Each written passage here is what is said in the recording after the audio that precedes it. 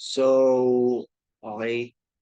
Um, Good day to all of you. I'm Rodello Consulta Jr. from DCET 21, and we're gonna talk about the Mars Climate Orbiter Failure Board releases report, numerous NASA action underway in response. So we're given a task and to do a reflection video about this one. So without further ado, let's get started. Then what is the report all about? So the report all about is it is released by the Mars Climate Orbiter Failure Board that provides an analysis of the factors that contributed to the mission's failure. And it identified a critical error in the translation of English units and into metric units, of course, in ground-based navigation software as the primary cause. So the report also delved into other contributing factors such as inadequate consideration of the mission as a whole and inconsistent, what do you call this? Inconsistent communications and training and insufficient verification of the navigation software. So the next question is, what are the issues of the case?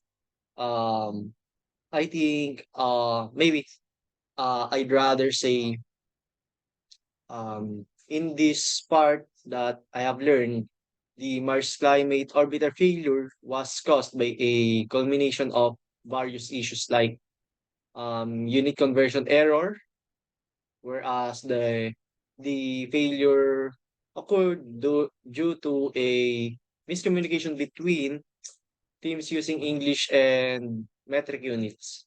So this mistake led to erroneous calculations, causing the spacecraft to approach the Mars at an incorrect trajectory. So um, there are also issues like inadequate systems engineering, whereas the systems engineering functions within the project lack robustness and hampering the ability to identify and address interconnected missions aspect effectively. So communication and training gaps, informal communication channels, and the lack of comprehensive training affected the team's understanding of critical missions and their ability to file anomaly reports.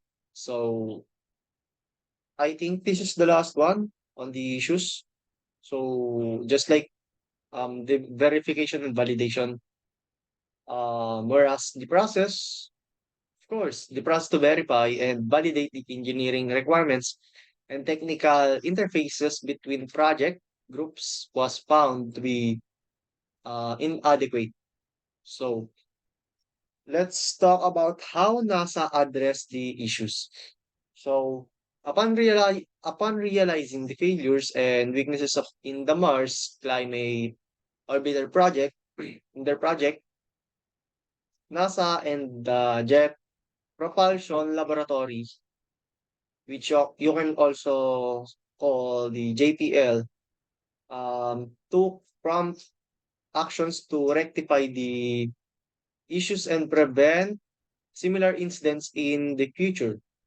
The key steps taken were like the first one is senior management leadership, whereas a new senior management leader was assigned to oversee the project, ensuring focused attention on addressing the problems.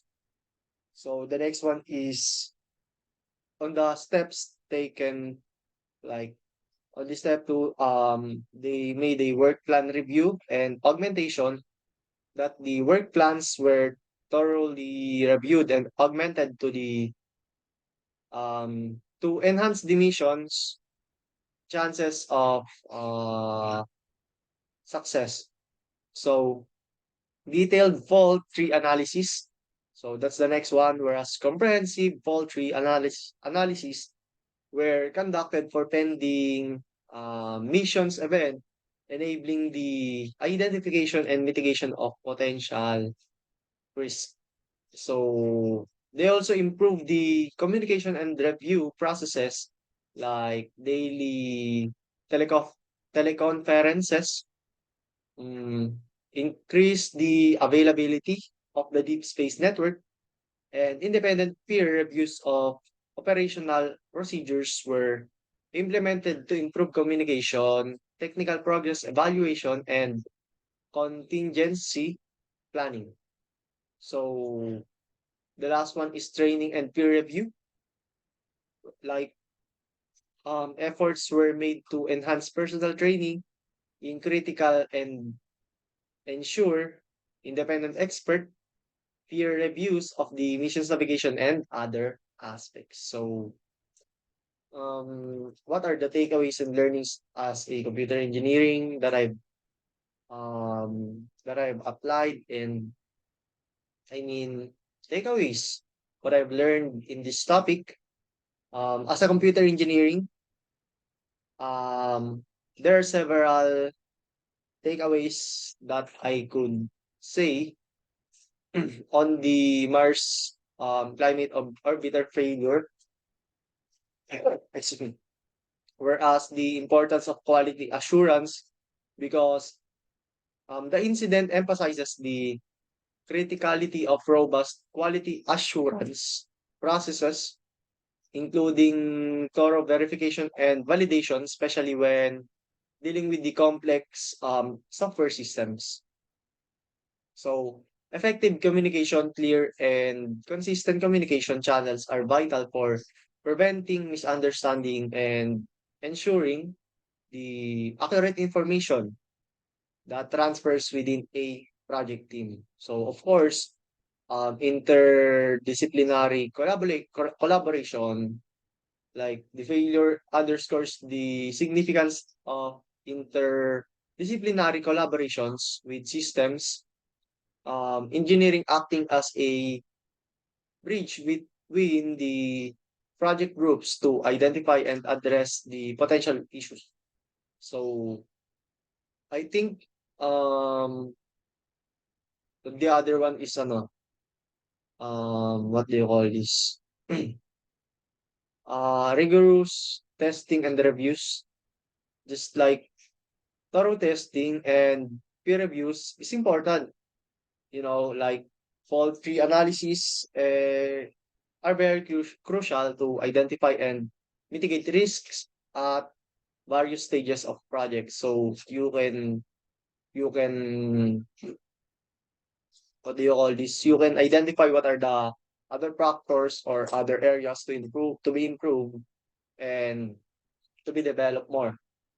So continuous improvement.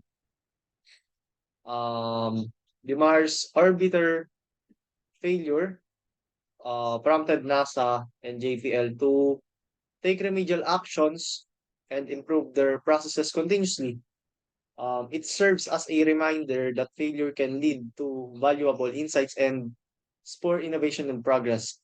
So those are the factors. Those are my takeaways in this topic.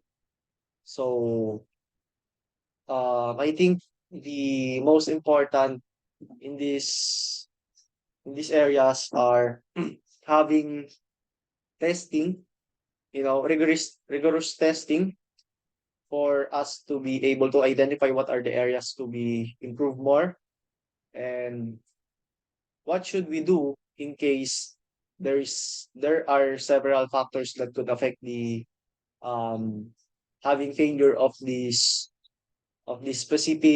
um specific part of the project. So we should consider every factors. Of course, we don't want to ruin our project, and we want to ensure um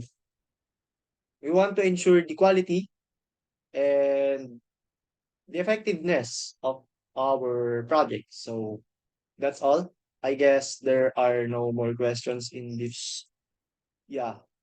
Okay. So those are four questions that are tasked to us. So this is my reflection video again. I'm Rodello Consulta Jr. and I'm from DCET 1. So thank you for listening and God bless us all. Thank you.